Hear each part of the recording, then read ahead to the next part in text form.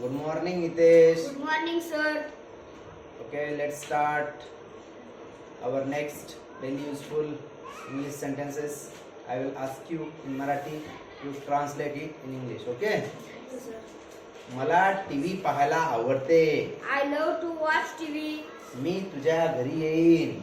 I will come to your house. Very good. तो काहीच कामाचा नाही.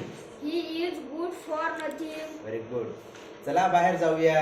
Let's go out. Let's go out. Let's go out. Very good. मला जायचे आहे. I need to go. मला उशीर होत आहे. I am getting late. Very good. मला कंटाळा आलाय. I am bored.